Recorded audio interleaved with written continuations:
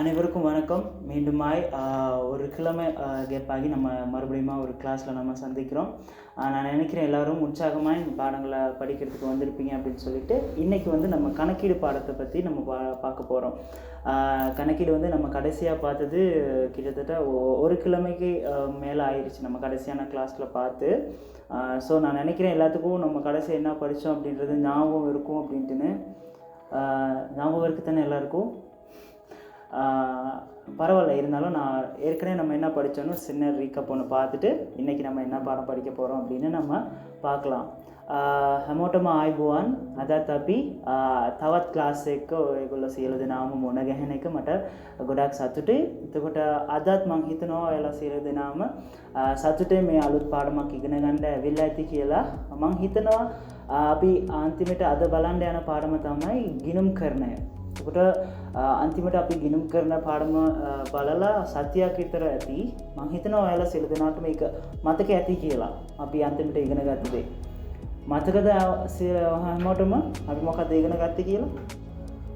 කමක් නැහැ, මම අපි ආයෙත් ඒ ටික අපි මොකක්ද බැලුවේ කියලා බලලා ආයෙත් අපි අද පාඩමට යමු. Hi everyone, how are you? I am very glad to meet you all in another video, and today we are going to learn accountings in today's class. I hope you all remember what we have learned in our previous class. We have a long gap between our previous class and today's class. I hope you all remember all have in mind what we learned in our previous class, isn't it? Okay, I will give a recap about our previous class, what we learned in our last accounting class. Okay, don't worry about that. அப்போ இன்றைக்கி நம்ம பாடத்துக்கு கடந்து போகிறதுக்கு முன்பதாக நம்முடைய முந்தைய கிளாஸில் நம்ம என்னதை பற்றி படித்தோம் அப்படின்றத பற்றி ஒரு சின்ன நம்ம அந்த ஒவ்வொரு பாடத்திலும் நம்ம இப்போ அக்கௌண்டிங்கில் வந்து எண்ணக்கரு படங்கள் மூலமாக தான் நம்ம பாடத்தை நான் உங்களுக்கு சொல்லி கொடுத்துட்டு போகிறேன். அப்படின்னா நம்ம பாடத்தை ஸ்டார்ட் பண்ண முன்னுக்கே நம்ம எப்படி எந்த ஆர்டரில் நம்ம படிக்க போகிறோம் அப்படின்றத உங்களுக்கு கன்செப்ட் மேப்பில் நான் ஒரு எண்ணக்கரு படம் மூலமாக உங்களுக்கு விளங்கப்படுத்திட்டு தான் நம்ம பாடத்துக்குள்ளே போனோம். அப்போ இன்றைக்கி நான் வந்து அந்த எண்ணக்கரு படத்தை வச்சு உங்களுக்கு என்னென்ன படித்தோன்றது ஒரு சின்ன ரிமெம்பரன்ஸ் மாதிரி, ஒரு ஞாபகப்படுத்தல் மூட்டல் மாதிரி நான் உங்களுக்கு அதை செஞ்சுட்டு இன்னைக்கு கிளாஸ்க்குள்ளே போகிறேன். එතකොට අපි මේ ගිණුම් කරණයේදී සියලු පාඩම් ටික අපි සිතියමක් වගේ සංකල්ප සිතියමක් වගේ තමයි අපි බලාගෙන යන්නේ. එතකොට අද මම ඒ සංකල්ප සිතියම තියලා අපි මොකද්ද කලින් ඉගෙන ගත්තේ කියලා පොඩියට කියලා ඊට පස්සේ අපි අද පාඩමට අපි යමු. We have learning accounting subject has a concept map. I have given a concept map before we are starting a new class. Then you can understand how we can following these subjects in what order we are going to learn the subject. Today I am going to give a recap about our previous class, what we learned in our previous classes. அப்போ இன்றைக்கி நம்ம first நம்ம பார்த்தது வந்து கணக்கீடு அப்படின்னா என்ன அப்படின்றத குறித்து பார்க்கும்போது அந்த எண்ணக்கரு படம் பாருங்கள் உங்களுக்கு இருக்குது. நிறுவனத்தின் மீது அக்கறை செலுத்தும் பிரிவினர்கள் தீர்மானம் எடுப்பதற்கு கணக்கீட்டு தகவல்கள் முக்கியம் பெறும் முறைகள் அப்படின்றது தான் நமக்கு முதல் தேர்ச்சி மட்டம். அந்த முதல் தேர்ச்சி மட்டத்துக்கான எண்ணக்கரு படம் பாருங்கள் உங்களுக்கு இங்கே போட்டிருக்கு. கணக்கீடு அப்படிங்கும்போது முதல்ல நம்ம பார்த்தோம் கணக்கீடுக்கான அறிமுகம். கணக்கீடுனா என்ன, அதை குறித்ததான காரியங்களை பார்த்தோம். கணக்கீடு யார் அதுக்கான வரைவிலக்கணங்கள் கொடுத்துருக்கா. இப்போ அந்த வரைவிலக்கணத்திலேருந்து நம்மளுக்கு புரிகிற மாதிரி ஒரு சிம்பிளான வரைவிலக்கணம் ஒன்று நம்ம எடுத்து வச்சுக்கிட்டோம். அதே மாதிரி அடுத்து நம்ம பார்த்தோம் கணக்கீடு நோக்கம் என்ன. அப்போ கணக்கீடுனா என்னன்னு பார்த்தோம். அது யாருக்காக நம்ம செய்கிறோம், கணக்கீடு நோக்கம் எப்படியாப்பட்டது, நோக்கம் எப்படி இருக்கும், கணக்கீடுன்றது என்ன நோக்கத்துக்காக செய்யப்படுது, யாருக்காக செய்யப்படுது அப்படின்றத நம்ம பார்த்தோம். அதுக்கு பிறகு கணக்கீடின் மீது அக்கறை செலுத்தும் பிரிவினர்கள். ஒரு கணக்கீடை செய்கிறோன்னா அதை யாருக்காக செய்கிறோன்னா அவங்க எல்லாருக்குமே ஒரு அக்கறை இருக்கும். அப்போ ஏன் அந்த கணக்கீடு மேலே அந்த ரிப்போர்ட்ஸ் மேலே ஏன் அவங்க அக்கறை செலுத்துகிறாங்க அப்படின்றத நம்ம பார்த்தோம். அதுக்கப்புறம் அவங்க ஏன் அக்கறை செலுத்துகிறாங்க, எல்லாத்துக்குமே ஒரு காரணம் இருக்கும். அப்போ அது என்னன்னு பார்த்துட்டு அதை தொடர்ந்து நம்ம பார்த்தோம் கணக்கீட்டின் வகைகள். கணக்கீடை நம்ம 2 வகையாக பிரிக்கலாம். ஒன்று நிதி கணக்கீடு, இன்னொன்று முகாமை கணக்கீடு அப்படின்னு. அப்போ நிதி கணக்கீடுனா என்ன, அது எப்படி இருக்கும், அதை என்னென்ன டைமில் செய்வாங்க, அதை எப்படி நம்ம செய்கிறது அப்படின்றத பார்த்து அதோட செயல்முறையை பார்த்தோம். அதே மாதிரி முகாமை கணக்கீடுனா என்ன, முகாமை கணக்கீடு எப்போ நம்ம செய்வோம், அதோட குணாதிசயங்கள் எப்படி இருக்கும், அதோட செயல்முறை எப்படி இருக்கும்னு பார்த்து கடைசியாக நிதி கணக்கீடு முகாமை கணக்கீடு இரண்டுக்கும் இடையிலான வேறுபாடுகள் என்னன்னு பார்த்தோம். நிதி கணக்கீடு எப்படி இருக்கும், முகாமை கணக்கீடோட ப்ரோசஸ் எப்படி இருக்கும் அப்படின்றத பார்த்து ரெண்டுக்குமே இடையிலான வேறுபாடுகளை பார்த்தோம். அப்போ இதோட தான் நம்ம கடைசி கிளாஸை நம்ம முடித்தோம். அப்போ நிதி கணக்கீடு வகைகள், முகாமை கணக்கீடு வகைகளை பார்த்து வாக்கில் அப்படியே நம்ம அந்த கிளாஸை எண்ட் பண்ணணும். கடைசியாக நம்ம அக்கௌண்டிங்கில் பார்த்தது இதுதான். அப்போ இதோட தொடர்ச்சியை தான் நம்ம இன்றைக்கி கிளாஸில் நம்ம பார்க்க போகிறோம். එතකොට අපි අන්තිම ක්ලාස් එකේදී අපි බලපු දේවල් තමයි ගිණුම් කරන්නේ. ඒ මාතෘකාව තමයි ආයතනයක් කෙරෙහි අල්මක් දක්වන පාර්ශවයන්ට තීරණ ගැනීම සඳහා ගිණුම් කරන තොරතුරු වැදගත් වන ආකාරය විග්‍රහ කිරීම කියන පාඩම යටතේ. ඒ කියන්නේ නිපුණතා මට්ටම යටතේ තමයි අපි කලින් ක්ලාස් ටික අපි කරගෙන ගියේ. එතකොට මේ නිපුණතාව යටතේ තියෙන සංකල්ප සිතියම තමයි අපි මුලින්ම ගිණුම් කරන කියන්නේ මොකක්ද? ඒක හැඳින්වීමක් බැලුවා. ඒක ගිණුම් කරන කියන්නේ කොහොමද? ඒක නිර්වචනයන් කොයි ආයතන විසින්ද ඒක දුන්නේ? ඒක ඒ දෙකම තියාගෙන අපි කොහොමද අපිට තේරෙන විදිහට ලේසි නිර්වචනයක් කොහොමද හදාගන්නේ කියලා හැඳින්වීමක් අපි බැලුවා. නිර්වචනයක් හදාගන්න එක. ඊට පස්සේ අපි ගිණුම් කරන්නේ අරමුණු ටික මොකක්ද? අරමුණ කියලා කියනකොට අපි ඒක හදන්නේ කා සඳහාද හදන්නේ? ඒකට හේතුන් මොකක්ද? කියන ටික අපි බැලුවා. ඒ අරමුණු ටික අපි බැලුවා. ඊට පස්සේ ඒකත් එක්කම ඇල්මැති පාර්ශ්වයන් කියලා කියනකොට ගිණුම් කරන එක නැත්නම් ආයතනය කෙරෙහි ඇල්මක් දක්වන පාර්ශ්වයන් කවුරුන්ද? එයාලා ඒම ඇල්මක් දක්වන්න හේතුන් ටික. එයාලා ඒම හැසිරෙන්න නැත්නම් ඇල්මක් දක්වන්න මොනවද හේතු කියලා අපි බැලුවා. ඒකත් එක්කම අපි ගිණුම් කරන්නේ ප්‍රභේද මොනවද කියලා බැලුවා අපි. ගිණුම් කරන්නේ ප්‍රභේද කියලා කියනකොට ගිණුම් කරන්නේ වර්ග දෙකක් තියෙනවා. එකක් තමයි මූල්‍ය ගිණුම් කරණය, අනිත් එක කළමනාකරණ ගිණුම් කරණය. එතකොට මූල්‍ය ගිණුම් කරණය කියලා කියන්නේ මොකක්ද? ඒකේ ක්‍රියාවලිය කොහොමද? ඒකට නිර්වචනයක් අපි හදාගත්තා. ඒ වගේම කළමනාකරණ ගිණුම් කරණය කියන්නේ මොකක්ද? ඒක කොයි වගේද තියෙන්නේ? ඒකේ ක්‍රියාවලිය හරිද? එදවුම් ක්‍රියාවලිය කොහොමද තියෙන්නේ කියලා ඒ දෙක බලලා අන්තිමට අපි මූල්‍ය ගිණුම් කරණයටයි මේ කළමනාකරණ ගිණුම් කරණය අතර තියෙන වෙනස්කම් ටික බැලුවා. ඒක කොහොමද අපි වෙනස් කරන්නේ, මේ දෙක අතර තියෙන වෙනස්කම් ටික මොකක්ද කියලා අපි බැලුවා. එතකොට මේ දේවල් තමයි අපි අන්තිමට අපි බැලුවේ. මම හිතනවා මේ ටික ඔයාලට මතකයේ ඇති කියලා. In our previous class we have discussed about the first unit level of our first unit. The heading of our first unit level is evaluate the importance of providing accounting information to the parties who are interested in making decisions. This is our first unit level. We have learned these things under this heading. First one is introduction. Accounting. We have discussed about the introduction of the accounting. We have discussed about concept. What is the concept of accounting? We have learned two concepts of accounting which are provided by the two organizations well known as a organization. Those who are given two concept about accounting. We have discussed about them and we have created a separate definition for accounting to understand what is accounting. And after that we have learned about the objectives of the accounting. What are the objectives of the accounting? Why we should have to do accounting, learn accounting for a business? How can we use the accounting in a business? We have discussed about the objectives. After that we have learned about the stakeholders. Who are the stakeholders and the reasons for their interest? We have learned about the list of stakeholders and their reasons for their interest. After that we have divided accounting into two parts, two types. One is financial accounting, another one is management accounting. After that, we have discussed about what is financial accounting, the process of financial accounting, and what is management accounting and the process of the management accounting, how we can use financial accounting and the management accounting as well. And we have finally discussed about the differences between financial accounting and management accounting. These are the things we have learned in our previous class. அப்போ நான் நினைக்கிறேன் உங்களுக்கு நம்ம கடைசியாக பார்த்த விஷயங்கள் உங்களுக்கு ஞாபகம் இருக்கும் அப்படின்னு சொல்லிட்டு.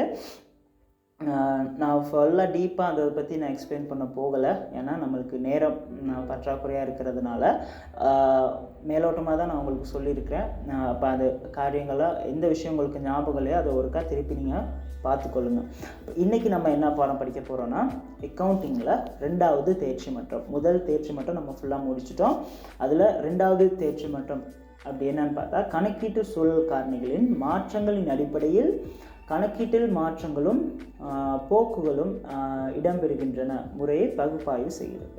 அப்படின்னா கணக்கீட்டு சூழலில் ஏற்படுகின்ற மாற்றங்கள் எப்படி கணக்கீட்டுக்குள்ள ஒரு மாற்றத்தை ஏற்படுத்துது அப்படின்றத குறித்து தான் நம்ம இன்றைக்கி கிளாஸில், அதாவது இந்த தேர்ச்சி மட்டத்திற்கு கீழே நம்ம பார்க்க போகிறோம். சரியா? அப்படின்னா கணக்கீட்டு சூழல் ஒன்று இருக்குது, அதில் ஏற்படுற மாற்றங்கள் எப்படி இந்த கணக்கீட்டுக்குள்ளே மாற்றங்களை ஏற்படுத்துது, இங்கே நடக்கிற விஷயம் எப்படி இதில் தாக்கத்தை ஏற்படுத்துது, அப்போ கணக்கீட்டு சூழலுக்கும் இந்த கணக்கீட்டுக்கும் இடையிலான என்ன வகையான ஒரு தொடர்பு இருக்குது அப்படின்றத தான் இந்த தேர்ச்சி மட்டத்தில் நம்ம பார்க்க போகிறோம். එතකොට මං හිතනවා මං එච්චර පැහැදිලි කරේ නැහැ අද. ඇයි අපි කලින්ම මේ දේවල් බලපු නිසා මං නිකන් ලාවට තමයි මේ ගැන ඔයාලට කියලා දුන්නේ අද. ඇයි අපේ වෙලාව මදි නිසා මං හිතනවා හැමෝටම මේ ටික මතක ඇති කියලා. සමහර දේවල් මම දැන් කියවගෙන යනකොට එයාලට ඒක මතක නැත්තම් ඒක ආපහු බලන්න ඕනි කියලා හිතනොත් ඒ ටික ආපහු ගෙන් කරුණා කරලා බලන්න. ඒක තේරුම් කරන්න එම සැකයක් තිබ්බොත් මගෙන් ආන්න පුළුවන්. එතකොට අද අපි බලන්න යන නිපුණතා මට්ටම නැත්නම් පාඩම තමයි අපි අද පටන් ගන්න එක තමයි ගිණුම් කරන පරිසරයේ සාධකවල වෙනස් වීම මත ගිණුම් කරනයේ වෙනස් වීම හා ප්‍රවණතා සිදුවන ආකාරය තමයි අද අපි බලන්න යන්නේ. ඒ කියන්නේ මේ නිපුණතා මට්ටමේදී අපි බලන දේ තමයි මේ ගිණුම් කරණය පරිසරයේ සාධක ටික මොනවද, ඒ සාධකවල වෙනස් වන වෙනස් වීම කොහොමද ගිණුම් කරණයේදී වෙනස් වීමක් ඇති කරන්නේ, නැත්නම් ප්‍රවණතා සිදු වෙන ආකාරය කොහොමද කියන එක තමයි අපි මේ පාඩම යටතේ මේ නිපුණතා මට්ටම යටතේ අපි බලන්න යන්නේ. After that, I hope you all remember what we learned in our previous class. I have didn't explain briefly about them in today's class because of a time issue. I hope you all remember what we learned in our classes.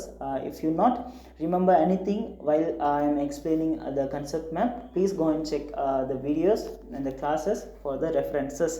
And today class we are going to discuss about our second unit level.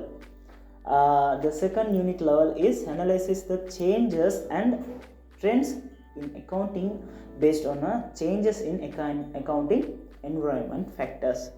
Today class in or today lesson in today's unit level, we are going to discuss about what is the environmental factors. What are the environmental factors and how it will be make changes on the accounting. In if any changes made on accounting environment, how they are affecting the accounting changes and the trend. We are going to discuss about these things in our today's class. இப்போ இன்றைக்கி நம்ம பார்க்க போகிறதுக்கான என்ன கரு படம் வந்து அப்படின்னா, இந்த நம்ம கிளாஸில் நம்ம என்னென்ன விஷயங்களை படிக்க போகிறோன்றதுக்கான என்ன கரு படம் உங்களுக்கு போடப்பட்டிருக்கு. அதில் பார்த்தீங்கன்னா கணக்கீட்டு சூழல் முதல்ல நம்ம பார்க்க போகிறோம். கணக்கீட்டு சூழல் அப்படின்னா என்ன, அந்த கணக்கீட்டு சூழலுக்கான அறிமுகம். அப்போ கணக்கீடு சூழல்னு என்னென்னு தெரிஞ்சால் தான் அது எப்படி கணக்கீட்டுக்குள்ளான ஒரு தாக்கத்தை ஏற்படுத்துது அப்படின்றத நம்ம தெரிஞ்சுக்க முடியும். அப்போ கணக்கீட்டு சூழல்னால் என்னன்றதுக்கான ஒரு அறிமுகத்தை பார்த்துட்டு அதுக்கப்புறமா நம்ம கணக்கீட்டு சூழல் காரணிகள் என்னென்னு நம்ம பார்ப்போம். அப்போ அந்த சூழலுக்குள்ளே இருக்கிற விஷயங்கள் எப்படி இந்த கணக்கீட்டுக்குள்ளே மாற்றங்களை ஏற்படுத்த போகுது அப்படின்றது தான் இந்த பாடமே. அப்போ முதல்ல நம்ம கணக்கீட்டு சூழல்னா என்னன்னு பார்த்துட்டு அதுக்கு பிறகு கணக்கீட்டு சூழலுக்குள்ளே இருக்கிறதான காரணிகள் ஒவ்வொன்றும் பார்க்க போகிறோம். அரசியல் பொருளாதார சூழல் இருக்குது, தொழில்நுட்பம் மற்றும் தொழில்சார் சூழல் இருக்குது, அதே மாதிரி சட்ட சூழல் இருக்குது, சமூக கலாச்சார சூழல் இருக்குது, தொழில்நுட்ப சூழல். இது எல்லாமே ஒவ்வொரு காரணிகள். அப்போ இந்த காரணிகள் ஒவ்வொன்றையும் குறித்து நம்ம தனித்தனியாக பார்க்க போகிறோம். அரசியல் பொருளாதார சூழல்னா என்ன, சட்ட சூழல்னா என்ன, சமூக கலாச்சார சூழல்னா என்ன, தொழில்நுட்ப சூழல்னா என்ன அப்படின்றது ஒவ்வொன்றை குறித்து தனியாக ஒரு அறிமுகங்களை பார்த்துட்டு அதுக்கப்புறமா அந்த ஒவ்வொரு சூழல் காரணிகளுக்குள்ளே ஏற்படுற மாற்றங்கள் எப்படி நம்ம கணக்கீட தாக்கத்தை ஏற்படுத்துது, கணக்கீட்டில் எப்படியாப்பட்ட ஒரு தாக்கத்தை ஏற்படுத்துது, இதில் நடக்கிற மாற்றங்கள் எப்படி இந்த කණකීට பாதிக்குது அப்படின்றத நம்ம பார்க்க போகிறோம். එතකොට අද අපි ඉගෙන ගන්න පාඩමේ සංකල්ප සිතියම දැන් ඔයාලට දාලා තියෙනවා. එතකොට මේකෙදි බලන්න අපි මුලින්ම ගිණුම් කරන පරිසරය කියන්නේ මොකක්ද කියලා බලන්න යනවා. එතකොට ගිණුම් කරන පරිසරය ගැන පොඩි හැඳින්වීමක් බලලා ඒක කොහොමද ක්‍රියා කරන්නේ කියලා බලලා ඊට පස්සේ ගිණුම් කරන පරිසර සාධක ටික මොනවද? ඒ ගිණුම් පරිසරයක් කියලා කියනකොට එතන සාධකයන් අනිවාර්යෙන් තියෙන්න ඕනේ. එතකොට මේ ගිණුම් කරන පරිසර සාධකවල මොනවද ඒවා? දැන් මුලින්ම ආර්ථික හා දේශපාලන පරිසරය තියෙනවා, ඒ වගේම ශිල්පීය හා වෘත්තීය පරිසරය තියෙනවා, ඒ වගේම නෛතික පරිසරය කියලා තියෙනවා, සමාජ හා සංස්කෘතික පරිසරය කියලා තියෙනවා, ඊට පස්සේ තාක්ෂණික පරිසරය. එතකොට මේ පරිසර සාධකයන් මෙච්චරක් තියෙනවා, පහක් තියෙනවා. එතකොට එකින් එක අපි මොකද්ද ඒවා ටිකේ හැඳින්වීම් ටික අපි බලලා ඊට පස්සේ මේ සාධකවල වෙන වෙනස්කම් කොහොමද මේ ගිණුම්කරණයට බලපාන්නේ, ගිණුම්කරණේ කොයි වගේ වෙනස්කමක් එයාලා සිදු කරනවද, මේ සාධක කොයි වගේ වෙනස්කමක්ද සිදු කරන්නේ කියන එක අපි බලන්න යනවා. ඒක තමයි අපේ මේ පාඩම. In our today's class, under this lesson, this is the concept map of this unit level what we are going to learn. This unit level we are going to first discuss about the introduction of the accounting environment. We are going to discuss what is accounting environment, and after that we are going to learn about the factors of accounting environment. What are the factors of the accounting environment? And one by one we are going to learn about the factors of accounting environment. The first one is economic and political environment, and technical and professional environment, and legal environment, and social and cultural environment, and the technical environment factors. These are the factors of accounting environment, and we are going to learn one by one of these factors and introduce them, and how we can explain this accounting environmental factors. After that we are going to learn how the factors are influenced in the accounting, how some changes made in these factors are influencing the environment of accounting, and these things are we are going to learn in our this lesson. அப்போ இந்த காரியங்களை தான் நம்ம பார்க்க போகிறோம். அப்போ இன்றைக்கி நம்ம முதல்ல கணக்கீடு சூழல் அப்படின்னா என்னன்னு பார்த்தா தான் அது எப்படி இதில் ஒரு தாக்கத்தை ஏற்படுத்துது அப்படின்னு நம்மளுக்கு புரியும். அப்போ கணக்கீட்டு சூழல்னால் என்னென்னே தெரியாமல் நம்ம அந்த பாடத்துக்குள்ளே போக முடியாது. அப்போ முதல்ல கணக்கீட்டு சூழல் அப்படின்னா என்னன்னு சொன்னால், இப்போ கணக்கீட்டு சூழல் அவங்களுக்கு சொல்லிக் கொடுக்குறதுக்கு இப்போ உதாரணத்துக்கு நம்ம சொல்லணும்னா, இப்போ மனிதன் இயற்கை சூழல் அப்படின்னு சொல்லும்பொழுது நம்ம எதெல்லாம் சொல்கிறோம், நம்மளை சுற்றி இருக்கிறதான இந்த காரியங்களை தான் நம்ம சூழல் அப்படின்னு சொல்கிறோம். இயற்கை அப்படின்னு சொல்கிறத தான் நம்ம சூழல் அப்படின்னு சொல்கிறோம். அப்போ அப்படின்னா நம்மளை சுற்றி என்னென்ன விஷயங்கள் இருக்கிறதோ அதை தான் நம்ம சூழல் அப்படின்னு சொல்லுவோம். சூழல்ன்ற வார்த்தைக்கு அர்த்தம் என்ன அப்படின்னு சொன்னால், நம்மளை சுற்றி இருக்கிறதான காரணிகள் தான், அதுதான் நம்ம சூழல்னு சொல்கிறோம். இப்போ அதில் வளிமண்டலம் இருக்குது, இயற்கை சூழல் இருக்குது, அதே மாதிரி நம்மளோட கல்வி அது ஒரு நம்மளோட சூழல், சமூகம், இதெல்லாம் நம்மள ஒரு தாக்கத்தை ஏற்படுத்தும். சரி, அதான் ஒவ்வொரு பிரதேசத்தில் இருக்கிற மக்கள் ஒவ்வொரு பிரதேசத்துக்கு ஏற்ற மாதிரி வித்தியாசப்படுறதுக்கான காரணம் அந்த சூழல்.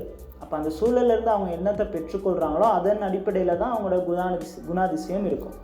அப்போ அந்த சூழல் காரணிகள் தான் ஒரு மனுஷனுடைய வாழ்க்கையில், வாழ்வாதாரத்தில், அவனோட நடத்தையில், அவன் பேசுகிற மொழி வழக்கில் தாக்கத்தை ஏற்படுத்துறது அந்த ஒரு மனுஷன் வாழ்கிற சூழல்.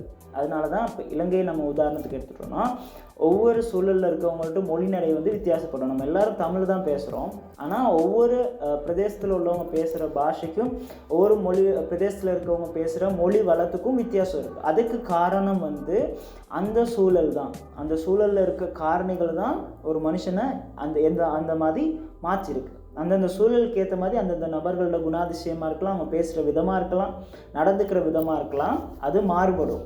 அதுக்கு காரணம் அந்த சூழல் காரணிகள் அவரை தாக்கத்தை ஏற்படுத்தினால. இப்போ உதாரணத்துக்கு சொல்லணும்னா, மலையகத்தில் எடுத்துட்டோன்னா, மலையகத்தில் பொறுத்தளவில் மலையகத்தில் தொழில்னு சொல்லும்போது முதல்ல நம்மளுக்கு ஞாபகம் வர்றது தேயிலை தொழில். இதே மட்டக்களப்பு, மன்னார் அந்த சைடில் உள்ளவங்களுக்கு எடுத்துட்டோம்னா மீன்பிடி தான் அவங்களுக்கு தொழிலாக வரும். அதே மாதிரி காலி, கொழும்புல இருக்கிற அந்த சைட் யோசிச்சோன்னா அவங்களோட தொழில் என்னன்னு யோசிக்கும்போது டக்குன்னு நம்மளுக்கு ஞாபகம் வர்றது மீன்பிடி கைத்தொழில் தான். அதே மாதிரி யாழ்ப்பாணம் அந்த சைடில் எடுத்தோன்னா அவங்களுக்குன்னு ஒரு குறிப்பிட்ட தொழில் இருக்கும். அப்படின்னா ஒவ்வொரு பிரதேசத்துக்கும் ஏற்ற மாதிரி அதுக்கு காரணம் அந்த சூழல் காரணிகள் தான். இப்போ மலையகத்தில் வந்து போயிட்டு மீன் பிடிக்க இயலாது. ஏன்? அதுக்கான சூழல் காரணி இல்லை. அப்படின்னா இங்கே கடல் இல்லை, மீன் இங்கே பிடிக்க முடியாது. அப்போ அதுதான் இங்கே செய்யலாம். அதே மாதிரி மன்னார், மட்டக்களப்பு, யாழ்ப்பாணம் அந்த மாதிரி சைடில் போய்ட்டு தேயிலை நட முடியாது. ஏன்னா அங்கே இருக்க மண் வளமோ அதுவோ அந்த தேயிலை நடுறதுக்கு பொருத்தமாக இருக்காது. அப்போ அந்த சூழல் காரணிகள் தான் இந்த விஷயங்களை தீர்மானிக்குது. அதே மாதிரி தான் மொழி நடைகளும் சரி. அப்போ நான் ஒவ்வொரு பிரதேசத்தில் இருக்கவங்க பேசுகிற தமிழுக்கு வித்தியாசம் இருக்குது. அதுக்கு காரணம் அவங்க வளர்ந்த சூழல், கலாச்சாரம், அங்கே இருக்க மக்களுடைய நடத்தைகள். அதுதான் ஒரு மனுஷனோட அதை தீர்மானிக்குது. அப்போ ஒவ்வொரு பிரதேசத்துக்கு பிரதேசம் நம்ம போகும்போது அது வித்தியாசப்படும். அதுக்கு காரணம் அந்த சூழல் காரணிகள் ஒரு மனிதனை தாக்கத்தை ஏற்படுத்தினால தான், இல்லைன்னு சொல்ல முடியாது. சூழல் காரணிகள்னால தான் ஒரு மனுஷன்ட அந்த தாக்கம் ஏற்படுது. அப்போ அதே மாதிரி கணக்கீட்டுக்கு சூழல் ஒன்று இருக்குது. அப்போ நம்ம ஏற்கனவே பார்த்தோம், சூழல்னா என்ன? சுற்றி தாக்கத்தை ஏற்படுத்துகிற காரங்களை தான் நம்ம சூழல்னு சொல்கிறோம். அதே மாதிரி கணக்கீட்டு சூழல் அப்படின்றது வணிகம் ஒன்றின் கணக்கீட்டு செயல்முறையில் தாக்கத்தை ஏற்படுத்தக்கூடிய சூழல் கணக்கீட்டு சூழலாகும். அப்படின்னா காரணிகளை தான் நம்ம சூழல்னு சொல்கிறோம். ஒரு வணிகத்தோட கணக்கீட்டின் மீது எந்தெந்த காரியங்கள் எல்லாம் தாக்கத்தை ஏற்படுத்துதோ அதுதான் கணக்கீட்டு சூழல். இப்போ மனுஷனுக்கு பார்க்கும்போது மொழி ஒரு தாக்கத்தை ஏற்படுத்தும், அதில் மண் வளம் ஒரு தாக்கத்தை ஏற்படுத்தும். அதே மாதிரி அந்த மனுஷனுடைய இருக்கிற பிரதேசம், அவங்களோட நடத்தை, அவங்களோட கலாச்சாரம், இந்த மாதிரி காரணிகள் வந்து மனுஷனில் ஒரு தாக்கத்தை ஏற்படுத்துது. அப்போ சூழல்னு நம்ம சொல்லும்போது இதைத்தான் நம்ம சூழலாக சொல்லுவோம். மொழி நடையாக இருக்கலாம், பிரதேசமாக இருக்கலாம், மனிதர்களுடைய நடத்தை, கலாச்சாரம், இதை தான் நம்ம சூழல்னு சொல்கிறோம். அதே மாதிரி கணக்கீடுன்னு எடுத்துக்கும்போது கணக்கீட்டு சூழல்னு பார்க்கும்போது நம்ம மேலே பார்த்த அந்த விஷயங்கள் அரசியல் பொருளாதாரமாக இருக்கலாம், சட்டச்சூழலாக இருக்கலாம். அதே மாதிரி நம்ம மேலே பார்த்த விஷயங்கள் சட்டச்சூழல், தொழில்நுட்ப சூழல், அந்த மாதிரி காரியங்கள் தான் கணக்கீட்டின் மீது தாக்கத்தை ஏற்படுத்துது. சிம்பிளாக சொல்லணும்னா கணக்கீட்டில் ஒரு மாற்றத்தை எதெல்லாம் ஏற்படுத்துதோ அதான் கணக்கீட்டு சூழல். இப்போ உதாரணத்துக்கு சொல்லணும்னா, இப்போ திடீர்னு மீன் பிடிக்க இயலாமல் போயிடுச்சு அப்படின்னா அது வந்து கணக்கீட்டில் ஒரு தாக்கத்தை ஏற்படுத்தாது. புரியுதா? மழை அதிகமாக பெய்ஞ்சுன்னா இங்கே அக்கௌண்ட் செய்ய இயலாமல் போகாது. அப்போ இந்த மாதிரி காரணிகள் வந்து கணக்கீட்டில் ஒரு தாக்கத்தை ஏற்படுத்தலை. அப்போ அதெல்லாம் கணக்கீட்டு சூழலுக்குள்ளே வராது. கணக்கீட்டில் நம்ம செஞ்சுட்டு போகும்போது எந்தெந்த விஷயங்கள் நம்ம செய்யும்போது எதெல்லாம் தாக்கத்தை ஏற்படுத்துதோ அதுதான் கணக்கீட்டு சூழல். சரியா? அப்போ அது என்னென்னு தான் நம்ம அடுத்து பார்க்க போகிறோம். එතකොට දැන් අපි මුලින්ම බලන්න යන්නේ මේ ගිණුම් කරන පරිසරය කියන්නේ කුමක්ද? එතකොට මේ ගිණුම් කරන පරිසරය කියන්නේ මොකද්ද කියලා අපි තේරුම් ගත්තොත් තමයි අපි ඒව කොහොමද වෙනසක් ඇති කරන්න කියන එක අපිට වටහා ගන්න පුළුවන්. එතකොට ගිණුම් කරන පරිසරය කියලා කියන්න කලින් පරිසරය කියලා කියන්නේ කුමක්ද කියලා කිව්වොත්, දැන් අපි සාමාන්‍යයෙන් ගත්තොත් උදාහරණයකට දැන් මිනිස්සෙක් ඉන්නවා නම් එයාට පරිසරය කියලා කියන්නේ එයාගේ අවට තියෙන දේවල් තමයි පරිසරය කියලා කියන්නේ. ඒක ස්වභාව ධර්ම වෙන්න පුළුවන්. මිනිසුන්ගේ ඇසිරීම්, සංස්කෘතිය, ඒ වගේම භාෂාව, ඒ වගේ දේවල් තමයි පරිසරය. එයා ඒ දේවල් එක මිනිසෙක් ඇතුළට බලපෑම් ඇති කරනවා. කියන්නේ පරිසරය කියලා අපි පොදුවේ කියනකොටම ඒකේ අර්ථය තමයි යම් කිසි කාරණයක් මත වෙනස්කමක් ඇති කරන්න පුළුවන්. ඒ කියන්නේ බලපෑමක් ඇති කරන්න පුළුවන් දේවල් වලට තමයි අපි පරිසරය කියලා කියන්නේ. දැන් සාමාන්‍යයෙන් දැන් කාලගුණය අපි ගත්තොත් හරි කාලගුණය කියලා කියනකොට දැන් ගොඩාක් වැස්සක් ආවොත් නැත්නම් මොකක් හරි කාලගුණේ වෙනස්කමක් වුණොත් මිනිස්සෙක් තුල වෙනස්කමක් එනවා. සෙම හැදෙනවා, ඒ වගේම එයාට ලැඩ හැදෙනවා. එතකොට බලන්න කාලගුණය කියන දේවල් මිනිස්සෙක්ගේ ජීවිතය තුල බලපාමක් ඇති කරනවා. එයාට ලැඩ හදනවා. ඒ වගේම එයා රස්සාවක් කරනවා නම් ඒකට මේ කාලගුණය බලපානවා. හරි ඒ වගේම පරිසරය. දැන් හැම පැතිවලම හැම රස්සාවක්ම කරන්න බෑ. එතකොට මේ අප්කන්ට්‍රි වල අපි ගත්තොත් මෙතන තේ වතු තමයි අපිට කරන්න පුළුවන්. මෙහි ඇවිල්ලා මාළු අල්ලන්න බෑ. එයි මෙහි සාගරයක් ඒ කියන්නේ සී එකක් නැහැ. එතකොට ඒ වගේම මටකලපුව මන්නාර ඒ වගේ පැතිවලට ගියොත් ඒ තේ වතු හදන්න බෑ. එයි ඒ පස් ඒකට හරියන්නේ නැහැ. එතකොට එක එක පැතිවල තියෙන පරිසරය ඒ කියන්නේ ස්වභාව ධර්මයක් මිනිසෙක්ගේ ජීවිතය තුළට බලපෑමක් ඇති කරනවා. එයා කැමති හැම රස්සාවක්ම එතන කරන්න බෑ. ඒකට කාලගුණය බලන්න ඕනේ. ඒ වගේම මේ පරිසරය ස්වභාව ධර්මය ඒකට ගැලපෙනවද කියලා බලන්න ඕනේ. එතකොට මේ වගේ දේවල් මිනිස්සෙක් ඇතුළට බලපෑමක් ඇති කරනවා. එතකොට ඒ දේවල් වලට තමයි අපි පරිසරය කියලා කියන්නේ. ඒ වගේම ගිණුම් කරන්නේදී පරිසරයක් කියලා කියනකොට ඒ ගිණුම් කරන්නේ අපි කරනකොට ඒකට බලපාමක් ඇති කරන සාධක තමයි අපි ගිණුම් කරන පරිසරය කියලා කියන්නේ. උදාහරණයට අපි ආර්ථික හා දේශපාලන පරිසරය, වගේම ශිල්පීය පරිසරය, ඒ වගේම තාක්ෂණික පරිසරය එහෙම අපි දේවල් බලන්න යනවා. මේ දේවල් තමයි ගිණුම් කරන්නේ අපි කරගෙන යනකොට ඒකට බලපෑමක් ඇති කරන්නේ. දැන් උදාහරණයට ගොඩක් වැස්සක් එනවනම් ලොකු වැස්සක් එනවනම් ඒක ගිණුම් කරන්නට බාධාවක් නෙමෙයි. ඒ වැස්සක් ආවොත් අපිට ගිණුම් කරන්න කරන්න බැරිද?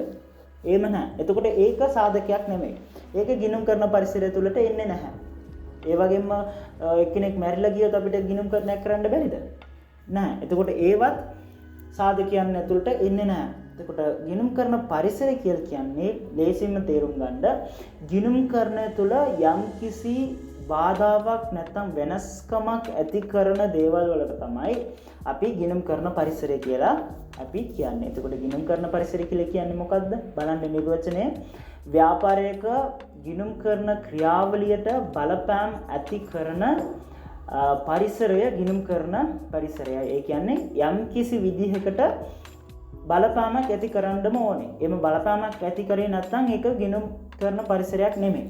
ඒ සාධක විතරයි අපි ගිණුම් කරන පරිසරය කියලා හඳුන්වන්නේ. එතකොට මේක තමයි ගිණුම් කරන පරිසරය කියලා අපි මේකෙදි බලන්නේ. First we are going to learn about what is the accounting environment. What is accounting environment means the accounting environment. Before know about the accounting environment, we are going to learn environment means environments, the factors that can affect anything, it called as a environment. For example, now for a human, the language and the nature, such things are affecting in a human's behavior or human life. For an example, if there is a heavy rain, it will be affect on a human's health. It will be cause any illness or such things in human's life or human's body. Then the environment, the climate will be affecting in his life. The climate was affecting in human's body. Then it was an environment. I think you all can understand what is environment.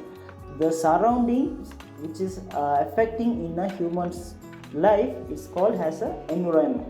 For example, climate is first one, and the society and the culture of a society, it will be affecting in a human's life. For an example, language. We all talking Tamil, but it was different from area to area and different to a places to another place. The language, the slang will be changed into a place. But what is the reason? The culture is the reason for that. Where every places have a unique culture and the tradition or language styles or in language fluency that will be affect in every man. That's why the language slang will be changed into place to a place. It was affecting the culture, or the language was affecting a human. That's why the language is the same, but the fluent or the slang will be changed into person to a person. Then the language is a factor that will be affecting human. Then it comes onto a environment. That environment factor is affecting a human. That's then it was a environment. Such like that, accounting environment means the environment that has a influence on the accounting process of a business is the environment, accounting environment. I read it again. The environment that has a influence on the accounting process of a business is the accounting environment. Accounting environment means the environmental factors that was affecting or influencing accounting process. That's called as a accounting environment. For an example, climate is not the accounting environment, because the climate will not affect accounting process. Because of a heavy rain or any disaster, we won't stop the accounting process. We can do that. Okay, if we couldn't, any of others can do the accounting process on behalf of us. But if any changes on economic and political environment or technology or in law, it will be effect on accounting environment. For example, if any new law is published by the government to do the accounting, or a new method was introduced for the accounting, it will be effect on the accounting to do the accounting. Then it was a accounting environment. But the culture or the language or the climate was not not come under accounting environment. For this is the examples, or this is the definition for the accounting environment. I read it again. The environment that has an influence, that is very important. It should be influence the accounting process. Then only we can say that as a accounting environment. Influence on the accounting process of a business is the accounting environment. அப்போ இந்த விஷயங்கள் தான் நம்ம வந்து கணக்கீட்டு சூழல் அப்படின்னு நம்ம சொல்கிறோம்.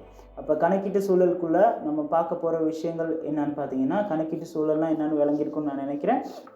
அப்படி யாருக்கு சரி டவுட்ஸ் ஏதாவது இருந்துச்சுன்னா கமெண்ட்டில் போடுங்க. நம்ம அடுத்து 10 நிமிஷம் டிஸ்கஸ் பண்ணும்போது அதை குறித்து நான் எக்ஸ்பிளைன் பண்ணுறேன். கணக்கீட்டு சூழல்னால் எனக்கு இன்னுமே புரியலை அப்படின்னு சொல்கிறவங்க தயவு செஞ்சு எனக்கு பர்சனலாக மெசேஜ் பண்ணுங்கள். இல்லைன்னா நம்ம லைவில் நம்ம திருப்பி ஜாயின் ஆகும்போது நீங்கள் அதை பற்றி கேட்கலாம். அப்போ கணக்கீட்டு சூழல்ன்றது இதுதான். அப்போ வணிகம் ஒன்றில் தாக்கத்தை ஏற்படுத்துகிற சூழல் காரணிகளை தான் நம்ம கணக்கீட்டு சூழல் அப்படின்னு நம்ம சொல்கிறோம். அப்போ அடுத்து நம்ம பார்க்க போகிறோம், கணக்கீட்டு சூழலுக்குள்ளே என்னென்ன விஷயங்கள் வரும், என்னென்ன காரணிகள் இருக்குது, சூழல் காரணிகள் என்னென்ன, கணக்கீட்டு சூழலுக்குள்ளே என்னென்ன காரணிகள் இருக்குன்றது இன்றைக்கி கிளாஸில் நம்ம அதை மட்டும் பார்ப்போம். கணக்கீட்டு சூழலில் என்னென்ன காரணிகள் இருக்குன்றதை பார்த்து அடுத்த கிளாஸில் வந்து நமக்கு அந்த சூழல் காரணிகள் ஒவ்வொன்றையும் பார்த்து அது எப்படி தாக்கத்தை ஏற்படுத்துது, எப்படி மாற்றத்தை ஏற்படுத்துது அப்படின்றத நம்ம பார்ப்போம். கணக்கீட்டு சூழல் காரணிகள் என்னன்றதை மட்டும் பற்றி நம்ம இன்றைக்கி பார்க்க போகிறோம். நம்ம ஏற்கனவே சொல்லியிருந்தோம், கணக்கீட்டு சூழல் அப்படின்னு சொல்லணும்னா கட்டாயம் அது வந்து என்ன செய்யணும், கணக்கீட்டு செயல்முறைக்குள்ளே ஏதாவது ஒரு தாக்கத்தை ஏற்படுத்துறதான காரணிகளை தான் நம்ம சூழல் காரணிகள், கணக்கீட்டு சூழல்னே சொல்கிறோம். இப்போ சூழல் காரணிகள்னு நம்ம சொல்லும்போது அது கட்டாயம் கணக்கீட்டுக்குள்ளே ஏதாவது ஒரு தாக்கத்தை ஏற்படுத்தணும். அப்போ அந்த வகையில் நம்ம முதல்ல பார்க்க போகிறது என்னென்னா பொருளாதார அரசியல் காரணிகள். பொருளாதாரம் அரசியல் காரணிகள். அப்போ பொருளாதார அரசியல் காரணிகள் அப்படின்னு சொல்லும்போது அரசொன்று தனது பொருளாதார கொள்கையினை திட்டமிட்டு நடைமுறைப்படுத்தும் பொழுது எடுக்கின்ற தீர்மானங்கள் பொருளாதார அரசியல் சூழல் காரணிகள் எனப்படும். அப்போ பொருளாதார அரசியல் காரணிகள் அப்படின்னு சொல்லும்போது, இப்போ ஒரு உதாரணத்துக்கு ஒரு அரசாங்கம் எடுக்கிற தீர்மானங்கள் வந்து கணக்கீட்டில் ஒரு பாதிப்பை இல்லாட்டி ஒரு மாற்றத்தை ஏற்படுத்தும். இப்போ ஒரு உதாரணத்துக்கு நம்ம சொல்லணும்னா, இப்போ கணக்கீடு நம்ம செஞ்சுட்டு போகும்பொழுது நம்ம வந்து வரிகள், இப்போ ஒரு லாபம் ஒன்று எடுக்கிறோன்னா அந்த லாபத்துக்கு இவ்வளோ வரி, 15 வீதம் 20 வீதம் வரி செலுத்தணும் அப்படின்னு ஒவ்வொரு அரசும் ஒவ்வொரு தீர்மானங்கள் எடுக்கும். வரி இவ்வளோ செலுத்தணும் அப்படின்றது. அதே மாதிரி நாணய மாற்று விகிதமாக இருக்கலாம், இல்லை விலை மட்டங்களாக இருக்கலாம். ப்ரைஸஸ் எல்லாம் தீர்மானிக்கிறது அரசின் கொள்கைகள் தான்.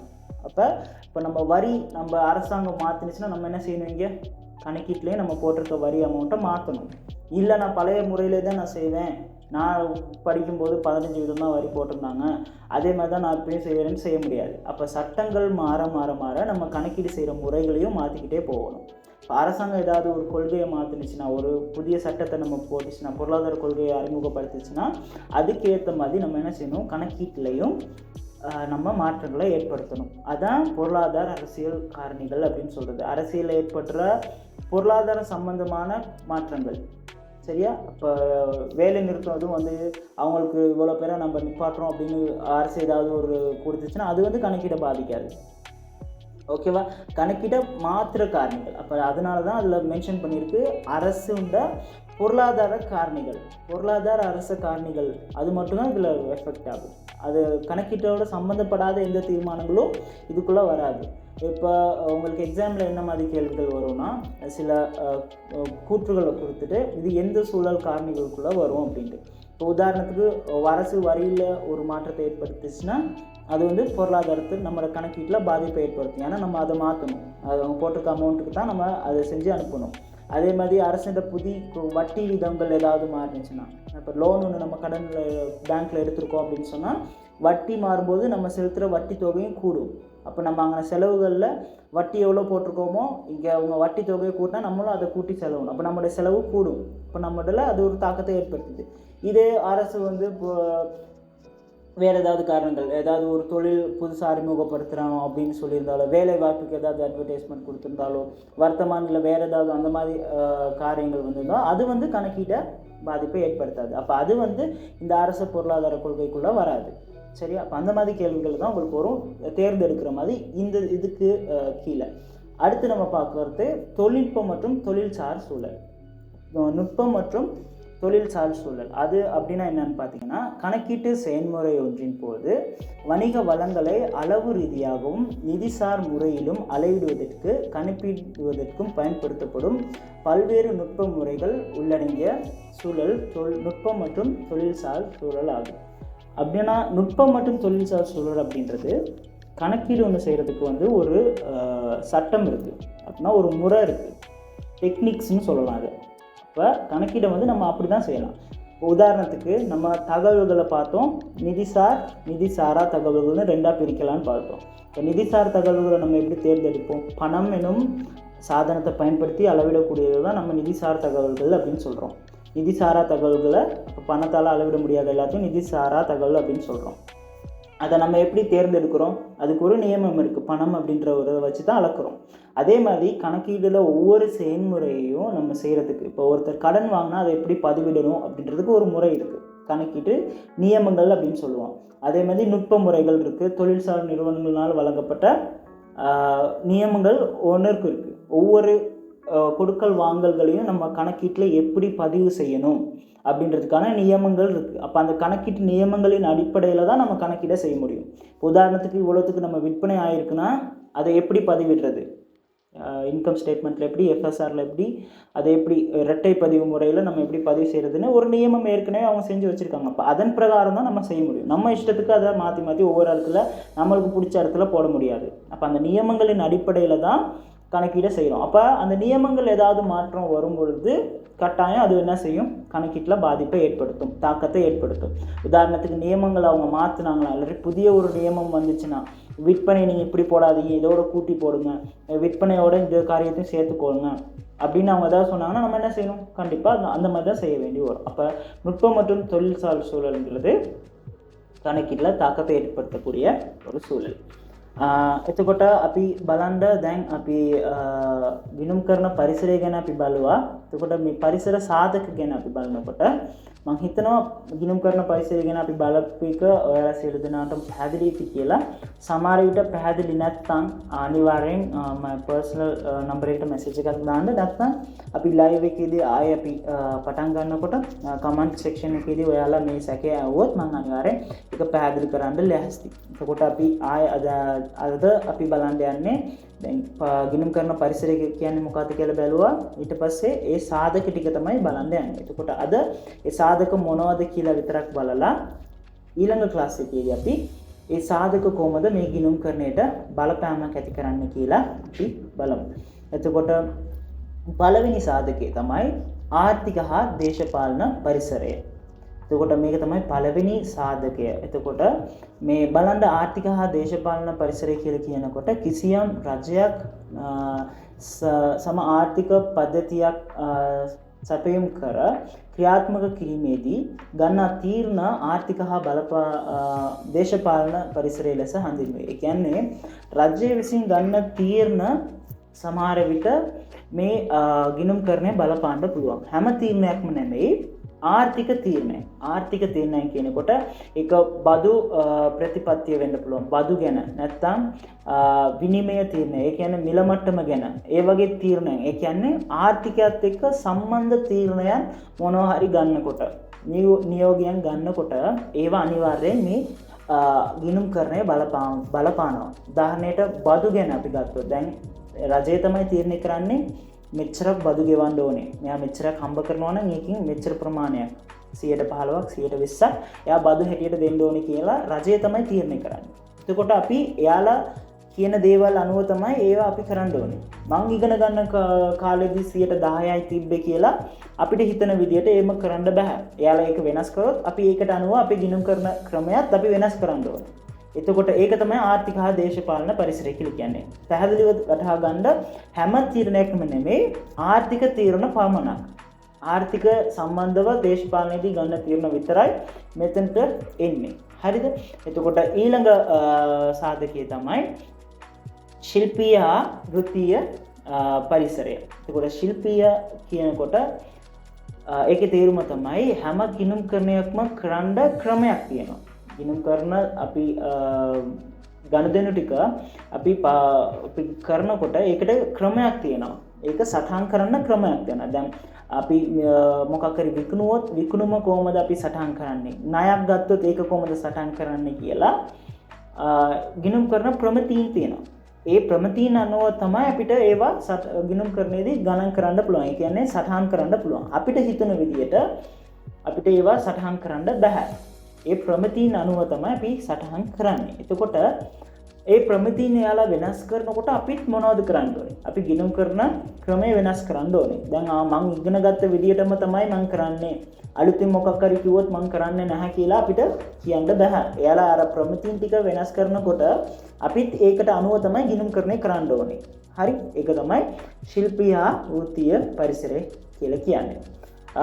After that we are going to discuss about the factors of accounting environment. I hope you all are clear about what is accounting environment.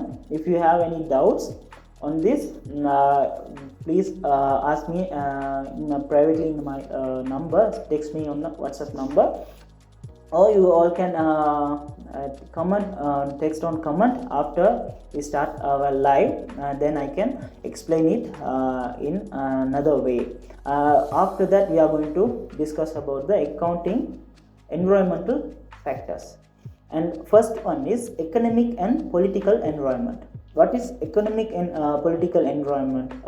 Means the decisions taken by the prepare and the implementation of environment politics of a government is known as a economic and political environment. That means the decisions taken by the government, not the all decisions, that will be affect as a economic manner. That decision only have influence in accounting. For an example, taxations is influent in accounting. For example, every government has tax rules to we have to pay for our income certain amount to the government. That will be changed by the every government, and period to period, time to time, it will be changed by the government tax percentage. We can't do tell like this. I have learned as a 15% as a taxes in my subject, so I can't increase it. Also I can't do that like that for a new taxation rules. I will do in my own way. We can't say like that. If they influence or prepare a new rule or new political decision about the taxation, and we should have to change into that. We also have to change the amount or percentage of a tax, and the tax exchange rates and the price levels. These are the factors that can be changed by the government. Then we have to obey the rules of the government. Then only we can do the accounting. Then in this manner, the political decisions are influencing in accounting. Now I am tell it again, not the all decisions, the decision which have related to the economic decisions, economic manner, that on that kind of decision only affect in the accounting environment. The second thing is technical and professional environment. The technical and professional environment means the use of numerical techniques and measures, and make financial evaluation of assets of a business is known as a technical and professional environment. That means the transaction should have to be recorded as in a standards. The accounting as a standards of each transaction. We should have to follow the standards to record each and every transaction. There is a rule to record all the transaction. We have to obey the rules. If any changes made on the standards, we have to change our methods. We can't follow the old standards which are learned in our past, in our subjects. We can use them in the future. The standards will be changed into time to time. Then we have to obey the standards, accounting standards in our accounting. Then this manner, the technical and professional environment means the changes on the accounting standards and techniques in accounting are affecting on the accounting process. We have to follow the techniques and the standards of the accounts in our while we are doing the accounting. அப்போ இந்த ரெண்டு விஷயங்களை மட்டும் நம்ம இன்றைக்கி பார்த்தா போதும். அப்போ இது மட்டும்தான் நம்ம பார்த்துருக்கோம். மிச்சம் இதில் இருக்க மீதமான 3 காரியங்களை குறித்தும், மற்றது இந்த காரணிகள் எப்படி அக்கௌண்டிங்குள்ளே எப்படி மாற்றத்தை ஏற்படுத்துது அப்படின்னா கணக்கீட்டு செயல்முறைக்குள்ளே எப்படியான மாற்றங்களை ஏற்படுத்துதுன்றதை நம்ம அடுத்த கிளாஸில் பார்ப்போம். இன்றைக்கி நம்ம பார்த்தது என்னென்னா கணக்கீட்டு சூழல் அப்படின்னா என்னென்னு பார்த்தோம். அதே மாதிரி அந்த சூழல் காரணிகளில் 2 மட்டும் பார்த்துருக்கோம். மொத்தம் 5 சூழல் காரணிகள் இருக்குது. அதில் 2 சூழல் காரணிகளை மட்டும் நம்ம இன்றைக்கி பார்த்துருக்கோம். அப்போ இந்த 2 சூழல் காரணிகள் கொஞ்சம் புரிஞ்சுக்க கஷ்டமாக தான் இருக்கும். 2-3 டவுட்ஸ் ஏதாவது இருந்துச்சுன்னா கட்டாயம் கேளுங்க. நான் உங்களுக்கு புரிகிற மாதிரி நான் திருப்பி சொல்லித்தரேன். அப்போ உங்களுக்கு இதை புரிஞ்சிக்க முடியும்னு நான் நினைக்கிறேன். மீதமாக இருக்கிற 3 விஷயங்களை குறித்து நம்ம அடுத்த கிளாஸில் பார்ப்போம். அப்போ இன்றைக்கி நம்ம பார்த்தது இந்த 2 விஷயங்கள் தான். கணக்கீட்டு சூழல்னா என்ன, கணக்கீட்டு சூழல் காரணிகளில் 2 விஷயங்களை குறித்து நம்ம அறிமுகத்தோட அதுக்கான உதாரணங்களோடு நம்ம பார்த்துருக்குறோம். அப்போ இதோடு நம்ம கிளாஸை முடிச்சுக்கலாம். இந்த லைவ் முடிஞ்சதுக்கப்புறம் அங்கே லைவ் ஸ்டார்ட் ஆகும். அதனால் எல்லோரும் திருப்பி அதுக்கு ஜாயின் ஆகுங்க. இந்த படித்த விஷயங்களை அன்னைக்கு கொஞ்சம் திருப்பி பார்த்தீங்கன்னா உங்களுக்கு ஞாபகப்படுத்தி கொள்றதுக்கு போக போக போக இந்த கிளாஸஸ் கொஞ்சம் கஷ்டமாக தான் போகும். அப்போ நீங்கள் அன்னைக்கு படிச்சிங்கன்னா உங்களுக்கு கொஞ்சம் அதை ஞாபகம் வச்சுக்க விளங்கி கொள்ள லேசாக இருக்கும். அப்போ நான் நினைக்கிறேன் எல்லாத்துக்கும் இன்றைக்கி படித்த காரியங்கள் விளங்கியிருக்கோம் அப்படின்னு சொல்லிட்டு. அப்போ இதோட நம்ம இன்னைக்கு கிளாஸை முடிக்கலாம். தேங்க்யூ. එතකොට අද අපි ඉගෙන ගත දේවල් මෙච්චරයි. අපි මුලින්ම ගිණුම් කරන පරිසරය කියන්නේ මොකක්ද කියලා බැලුවා. ඊට පස්සේ ඒ ගිණුම් කරන පරිසරික සාධක වල පහක් තියෙනවා. ඒකින් 2ක් අපි මේ ක්ලාස් එකේදී ඩිස්කස් කරලා තියෙනවා. ඊතුරු 3 අපි ඊළඟ ක්ලාස් එකේදී බලලා මේ සාධක ටික කොහොමද ගිණුම් කරණයට බලපෑමක් ඇති කරන්නේ කියලා බැලුවා. බලන්න යන්නේ. අපි ඊළඟ ක්ලාස් එකේදී ඒ ගැන බලමු. එතකොට මම හිතනවා අද ඉගෙනගත්ත දේවල් ඔයාලට පැහැදිලි ඇති කියලා. ඩවුට්ස් මොනවා හරි තියෙනවා නම් අනිවාර්යෙන් මගෙන් අහන්න. මම ඔයාලට පැහැදිලි කරන්න ලෑස්ති. එතකොට අද ඉගෙනගත්ත දේවල් ඔයාලට පැහැදිලි ඇති කියලා මම හිතනවා. එතකොට මෙතනින් අපි අපේ ක්ලාස් එක අවසන් කරමු. ස්තුතියි. Then today's class we have discussed about two things. First one is accounting environment. What is accounting environment? And the two factors. There are 5 factors of economic environmental factors are there.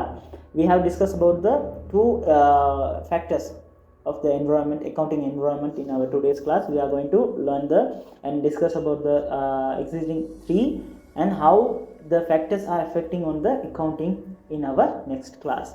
I hope you all can understand which we are today learn in today's class. If you have any doubts, don't hesitate to ask me. Please text me, then I can explain you briefly in another way. I can explain you. So after this, uncle is going to start the live. You all can join to that live session. And today these are the things I have prepared for you. And now we are going to end this class. Thank you.